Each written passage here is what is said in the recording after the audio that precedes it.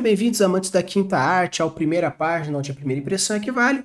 Eu sou o Rafael Campos, esse é o Matheus Braga, e hoje nós vamos trazer Babel, de Rebecca F. Kuang. Rebecca Kuang, uma intelectualzona aí de Oxford, de Princeton, de não sei o que, não sei o que lá, uma cacetada de título aí. Até parece promissor isso aí, hein? É isso aí, Rafa. Estou aqui com a edição da editora Intrínseca, né, do Babel. Ele tem um subtítulo, na verdade, que é Babel ou a Necessidade de Violência. Da autora é Ref Kuang. Esse livro ganhou o Nebula e o Locus também, que são prêmios renomados aí da literatura, né? A gente deu uma olhada, faz doutorado, né? Ela tem um currículo bem bacana. Apesar da gente não estar preocupado com isso, na verdade, isso aqui é até mais motivo para a gente criticar, Rafa. Quando a gente critica quem tem poder, dá mais ibope, né? A ideia é essa. Brincadeira, mas vamos lá. A nossa ideia é analisar a primeira página dela, né? E ver se tem ferramentas interessantes utilizadas, se a gente acha que a história está agradável na primeira página, a ponto de incentivar a gente a continuar a leitura, né? Eu vou pular no início, Rafa, antes do capítulo 1, tem uma. Mas é uma nota da autora, né? Então, é ela falando sobre o livro, acho que não convém, né? Antes da primeira página, mas não tem a ver. Na verdade, até tem aqui uma arte bonitinha aqui, ó, tem um mapa de Oxford, tem uma torre de Babel aqui, representando o que cada andar é, então acho que é como se fosse um mapa mesmo da história do livro, né? Mas enfim, isso aqui também são só extras, né? A história mesmo começa, vamos lá no capítulo 1. Que siempre la lengua fue compañera del imperio y de tal manera los siguió que juntamente comenzaron, crecieron y florecieron y después junta fue la caída de entrambos. Aí vem em português.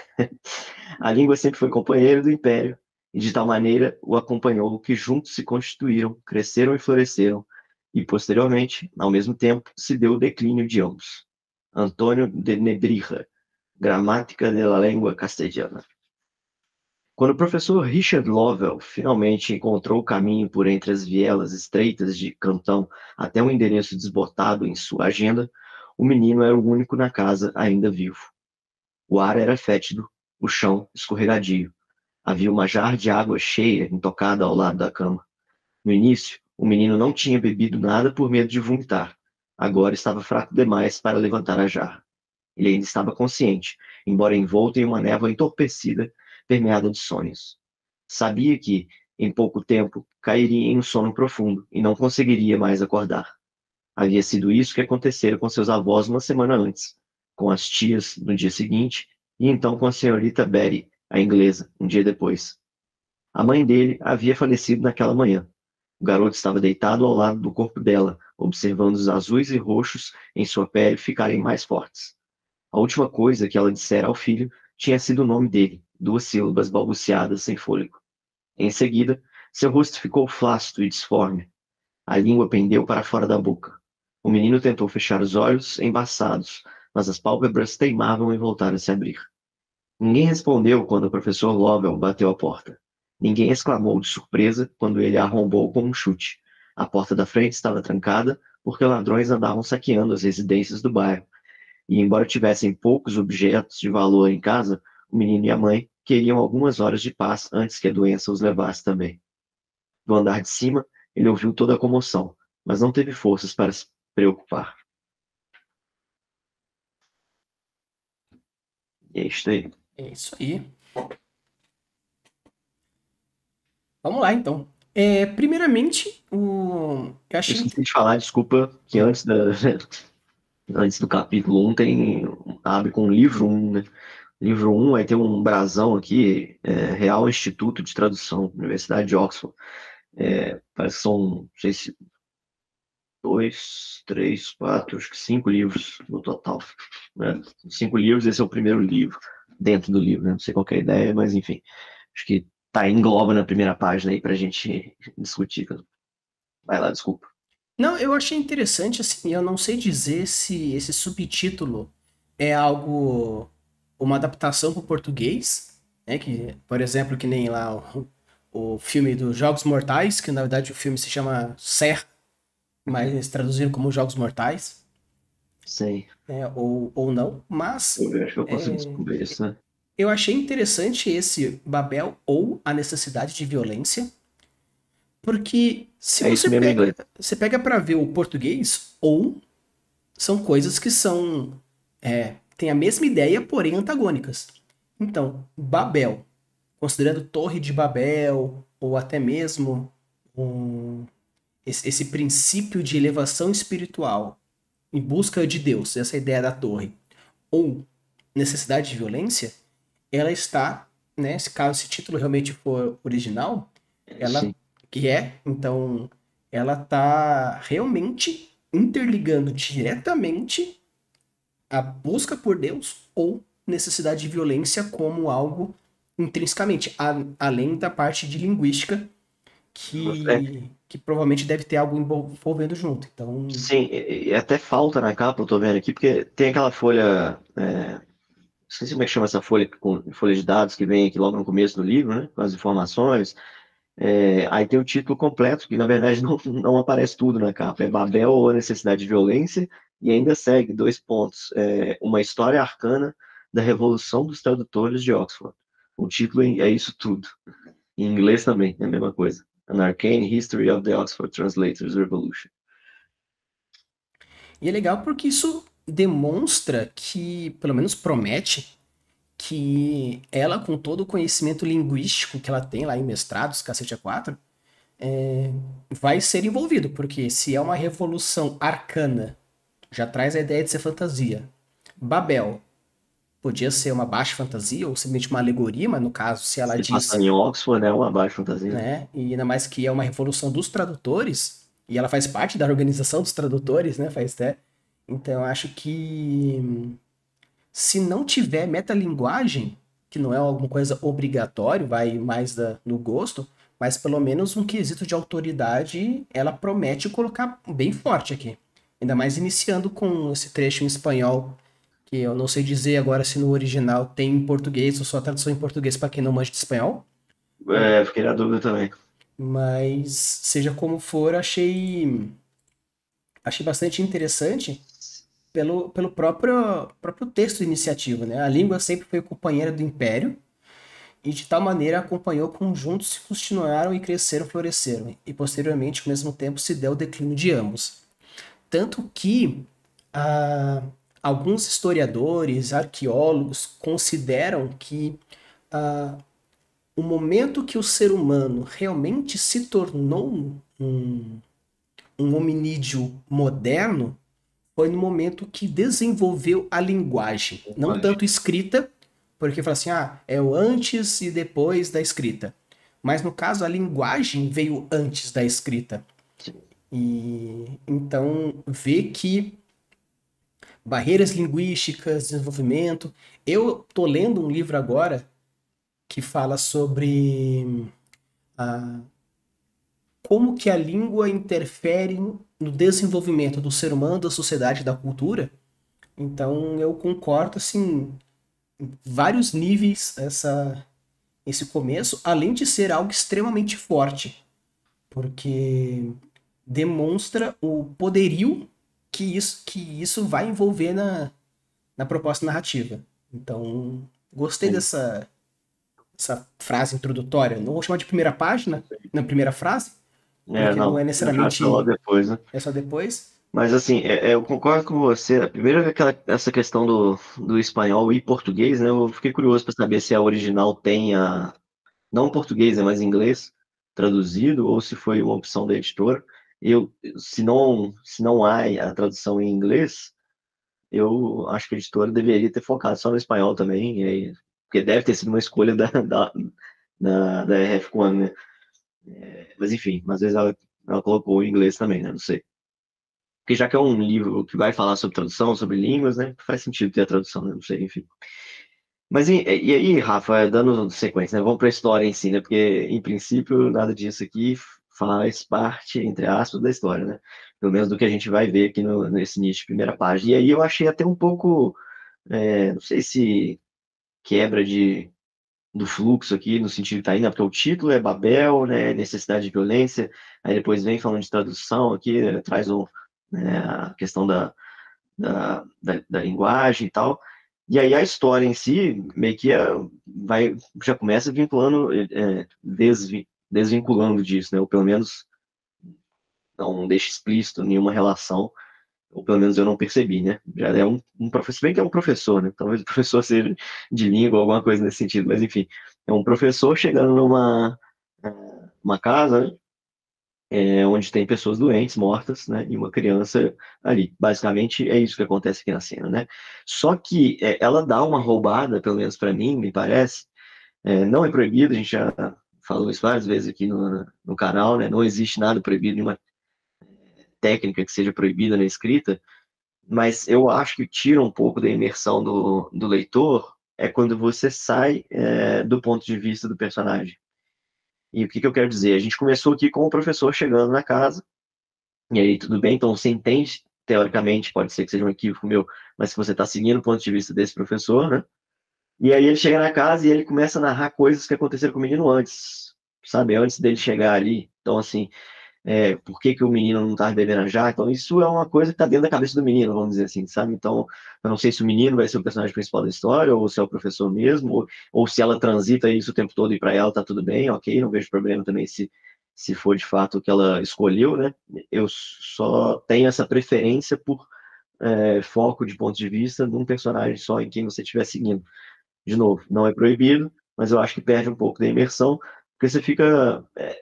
Porque perde, isso eu acho que perde quando a gente vai tentar criar algum mistério, alguma coisa em cima do livro, porque aí o narrador ele fica simplesmente narrando do ponto de vista que ele quer, sabe? Então é muito fácil dele roubar. Ah, não vou falar disso aqui porque eu não tô na cabeça desse cara aqui agora, aí fica fugindo para um lado para o outro. E quando você foca num personagem só, aí você consegue, eu acho que, criar isso de uma forma mais real, mais pé no chão, talvez, não sei. Enfim. Eu concordo, apesar de que realmente existe, né, o que a gente fala de narrador onisciente, né, que ele fica pingando na cabeça de todo mundo. Acho Que é que o em que Duna parece aqui. acontece isso, né? Do ano acontece, sim. Então, tanto que é um estilo literário, não é um erro, mas foi aquilo que o Matheus colocou. É tem uma premissa, isso na vida como um todo, que é toda escolha tem uma renúncia.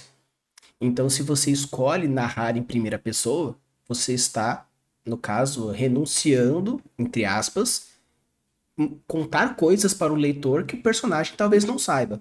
Porque, como está na cabeça dele, ele não tem como saber coisas que não estão dentro da expertise ou da cabeça dele. Em terceira Exato. pessoa, você consegue brincar em pontos de vista diferentes, mostrando essas informações. Da mesma forma que quando você escolhe terceira pessoa, você abdica de algumas descrições um pouco mais pessoais e alguns pontos de vista mais distorcidos, entre aspas, por não estar 100% na cabeça de alguém especificamente. Então, concordo com o Matheus, eu acho que talvez uma mudança de posição de parágrafo, colocando, por exemplo, o que aconteceu antes, para depois o doutor entrar, né, no caso o professor entrar, ok, você meio que está ambientando sobre a doença, explicando o que esse professor vai encontrar após dar um chutão na porta, e eu acho que não muda em nada a fluidez da história. Não, a fluidez muda, né? Porque você muda a ordem. Mas não muda nada o impacto narrativo da doença e da descoberta.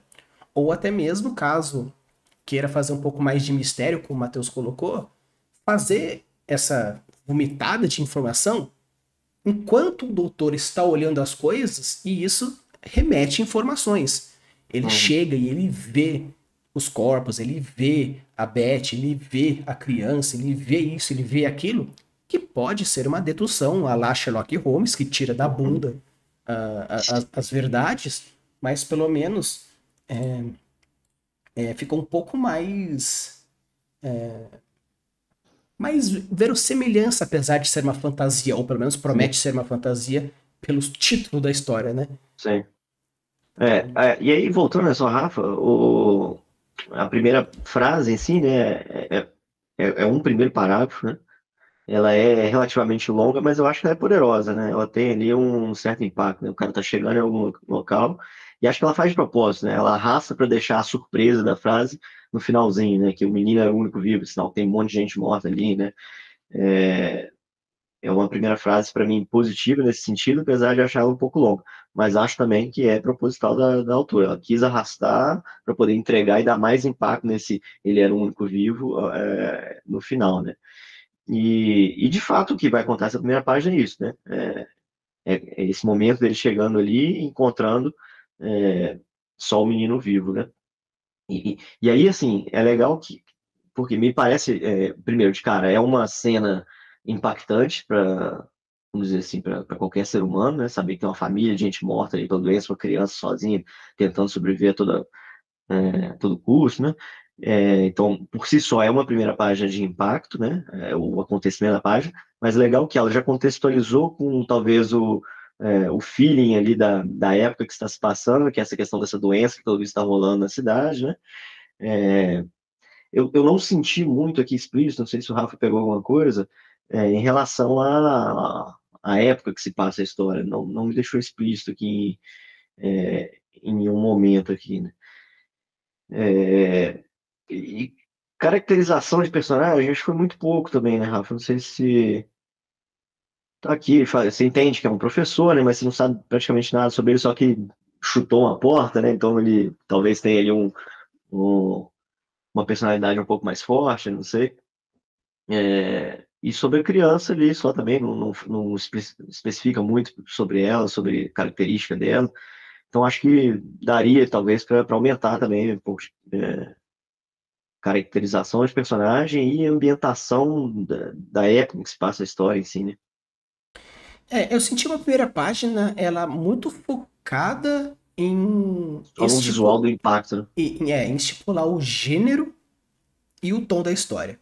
Né? Isso. Não o gênero nem tanto, porque não dá para entender se realmente é uma fantasia, mas pelo menos saber que ela é uma história urbanista, né? A Uhum. história se passa numa cidade, né? Até fala, Sim. né? Cidade, né? O bairro de Catão, ou coisa do gênero. Cantão, né? Fala sobre o tom, pelo menos se for manter um tom mais dark a esse nível de morte, doença e tudo mais, me deu um pouco o ar de não necessariamente vitoriano, mas essa ideia é algo em torno de século 17, 18, estourando 19. Me deu um pouco pela. Porque é muito.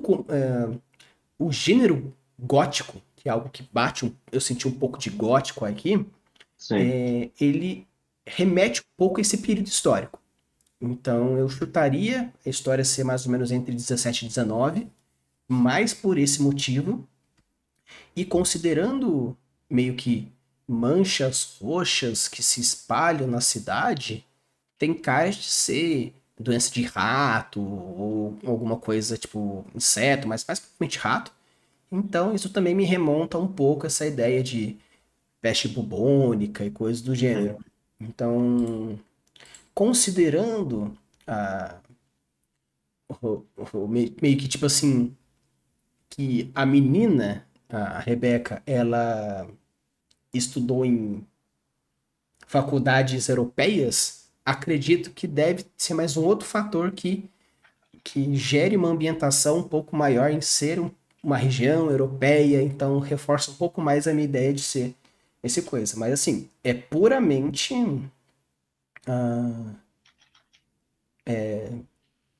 background meu. Tipo, a minha Sim. expertise que permite me deduzir isso, mas Impressão que deu com... é a impressão que deu. Que também não é um erro, né? Uhum. O ponto aqui foi aquilo que você comentou também, de não ter noção de será que a criança ela é apenas um fator descritivo para, no caso que a gente chama no world building de narração para preparar para ação. Então, no caso, foi colocado que tem uma criança assim, um ambiente assado, blá blá blá, para permitir que o personagem chegue, invada e justifique as ações dele, Se comove. né? Até aí, beleza, ou até mesmo esse fator emocional de existe um, nosso professor Richard, ele é talvez um altruísta ou um samaritano, então você ganha mais empatia, ou se realmente a criança ela vai sobreviver e se tornar uma coprotagonista ou não. Desempenhar o papel. Então, essa dualidade eu não vejo como um fator negativo, mas eu vejo como uma promessa gigantesca. Porque é muito comum a gente ter sentimentos empáticos por crianças, idosos e animais. Então, se for simplesmente para gerar empatia, eu acho um pouco de. Não vou chamar de mau caratismo da Rebeca, Roubada. mas aquela roubada emocional do tipo, vou pegar algo que é claramente emotivo para gerar essa empatia maior no meu cenário, na minha história. Tivesse Então, colocado ali com um cachorrinho ou com um gatinho ainda junto, já pensou? exatamente, pô, a criança morre com o seu pet junto, puta. Aí eu não sei se eu vou querer virar Pega ou teu não, rastro. Aí pega teu rastro. né? Ia me pegar Psicológico. em vários níveis. Mas assim, no quesito ambientação, eu achei bem forte, bem caracterizado. No caso, como meu estilo, eu não tenho tanto apego por personagens, tem que me pegar bastante para realmente querer e descobrir o que o personagem vai fazer ou não. Então não me afetou tanto o fato de não criar um vínculo muito forte com esses dois personagens por enquanto, porque a ambientação e a premissa meio Vai que te pegar. fizeram, na minha opinião, um contrapé interessante Concordo. pela coisa. Porém, eu não sei dizer se a primeira página, no caso dela, a diagramação Terminou permitiria certinho. mais coisas. É, permitiria, talvez por conta dessas traduções, né? Que a gente não sabe se tem de fato, né?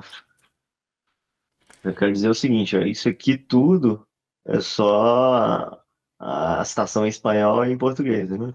Que é Assim, repetida, né? bem, mas eu acho assim que de uma forma geral, é, eu achei um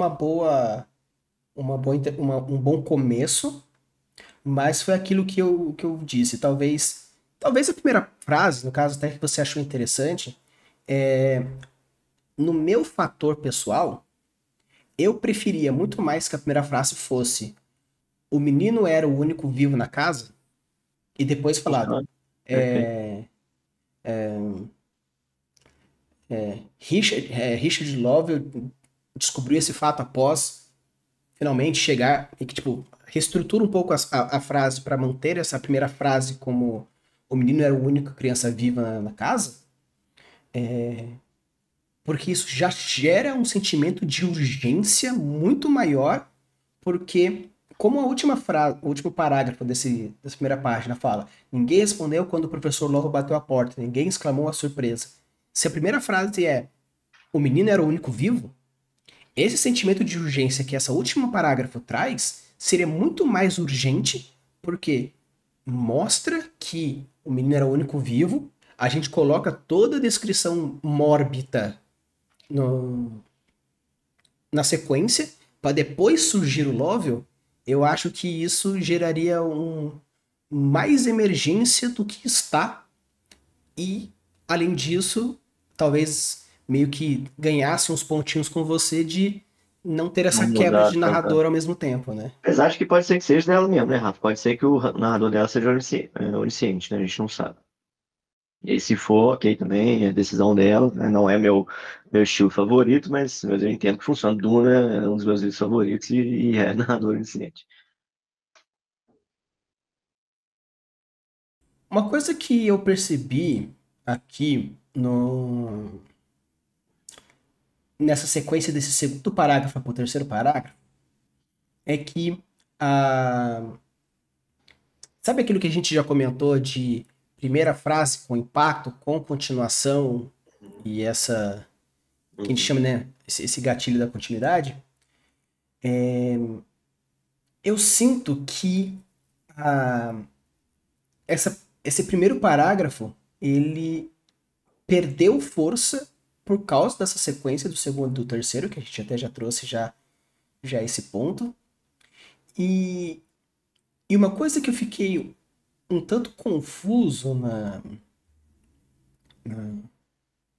Narrativa. nesses dois parágrafos aí foi realmente nesse entendimento dessa onisciência que o narrador provavelmente deve ter, porque pelo fato dele ter saído, entre aspas, da cabeça do professor e ido para a cabeça da criança, onde ele está pingando essa onisciência e não traz informações mais concretas do que realmente aconteceu, me traz aquela dúvida no quanto realmente onisciente é, ou quanto infodump, ou no caso, técnicas empáticas, ela quis trazer aqui. Eu acho que é o que eu falei da onisciência roubada, que eu acho. Ela vai e conta o que ela quer e ela fica transitando para evitar de ter que contar, às vezes, o tudo, né? Eu entendo mais como um roubo. É. Então, assim, no caso dessa roubalheira, espero que no decorrer da história não tenha mais muito disso. Porém, ah, eu acho que o grande chance dessa primeira página, apesar da ambientação, é essa, essa quebra me gerou um ponto que, apesar de ser ultra positivo, a meiuca, talvez essa reestruturação de primeira página talvez seja um pouco mais agradável para Sim. os meus olhos. Mas e aí, Matheus? Vai virar ou não vai virar? Então, Rafa, eu acho que eu viraria, cara. Pelo. Como é que eu chamo? De setting que ela criou aqui nessa primeira página, me atraiu, sabe? Essa questão da doença, da família ali, o professor chegando. Esse cenário que ela criou me interessou e o título também, apesar de a gente não ver ele em relação aqui com a primeira página em si, são fatores que me pegaram. A primeira frase eu gostei também. Para mim tem alguns defeitos que eu acho que daria para melhorar, contextualizar melhor, ambientar melhor a época que se passa, né? Tentar caracterizar melhor os personagens, mas não são fatores que me fizeram desmotivar, não tá muito ruim essa história, não, de forma alguma. Não é um 10 para mim, mas eu viraria assim. No caso, eu viraria. Eu até tô cogitando em virar com mais força, né? No Hum. caso, esperar aí perto do dia 15 desse mês para poder as contas do cartão passar e poder comprar a minha versão física ou Kindle na Amazon, porque eu achei muito interessante essa A premissa proposta, né? de linguagem, ainda mais que fala sobre a questão de violência. Então, assim, fala assim, a porta estava trancada porque era um Tinha ambiente ladrões, né? de ladrões, Saqueadores. então violência social com violência, vamos chamar de biológica, com essa questão de né, política, né, com saneamento Uhum. básico, os cacete a quatro, com possível mistério porque assim, por que cacetes um professor seria ele alguém que vai adentrar na casa? Não deveria ser uma polícia, um investigador, alguma coisa, mas um professor? E esse professor é o quê? É um professor tipo eu, professor de ensino médio? É um professor tipo nível superior? Tipo a moça que é mestre, doutora, não sei o que, os caras quatro? Ou é só tipo assim, é o nome que se dá a alguém importante, que nem tipo doutor, doutor Uhum. médico, doutor advogado, doutor com doutorado. Então assim, me trouxe essa pergunta de por que raios um, entre aspas, professor estaria. Isso me gerou uma certa estranheza, mais uma estranheza positiva pela parte da curiosidade. E ambientação. Essa ambientação bem para baixo, bem dark, bem introspectiva, onde a moça gastou 2 parágrafos inteiros só para justificar o porquê cacete essa criança estava sozinha naquela casa. Uhum. Então, eu achei interessante, então viraria e provavelmente vou virar com bastante força. Mas acredito que também não é muito meu estilo essa ideia de narrador meio que onisciente. Espero que seja mais essa primeira página para ambientar um pouco mais essa proposta. Mas eu espero saber um pouco mais sobre o Richard, espero que ele seja o protagonista. E Uhum. se a criança tiver alguma importância, que ela tenha mesmo, ou que se ela for morrer, que morra de uma forma que faça sentido. Não, porque assim, eu tava pesquisando esses dias, até fiz um vídeo pro meu outro canal, falando sobre o porquê a gente deve matar um personagem, ou matar ou não matar um personagem. Né? A importância narrativa, a importância de arco de personagem, a importância para descrever o ambiente. Então, para mim, faz sentido, por acaso, a criança morrer aí no final desse primeiro capítulo, desse primeiro trecho, porque justificaria o gênero da história, o ambiente que passa, a proposta narrativa, talvez um possível impacto narrativo no próprio Richard, se por acaso essa é, sei lá, a sétima criança, a oitava criança que ele deixa morrer, então o impacto narrativo que ela poderia dar. Então, eu acho interessante essa ideia de matar esse personagem, ou não, de acordo com os impactos que ela quer fazer. Então, sim, eu gostei bastante e viraria com bastante força. Show. Então, pessoal, se vocês gostaram, aproveita e já deixa um like, se inscreve no canal, diz pra gente se vocês virariam ou não virariam essa história. E comentem aqui se vocês conseguiram identificar, ou caso vocês saibam por alguma outra coisa, quando que aconteceu essa história. Se por acaso aconteceu em uma alta fantasia, apenas com referência, qual seria a referência do século ou da região que vocês chutariam que poderia ser? Deixe aqui nos comentários que a gente vai vendo e ver o que a gente consegue deduzir ou descobrir, caso futuramente alguém já tenha virado essa primeira página. E aproveitando, sempre deixando aqui no nosso comentário do vídeo ou na descrição, um link para vocês mandarem o textinho de vocês e a gente consegue dar as opiniões sobre o que vocês acharem interessante. Beleza? Então, bora ler!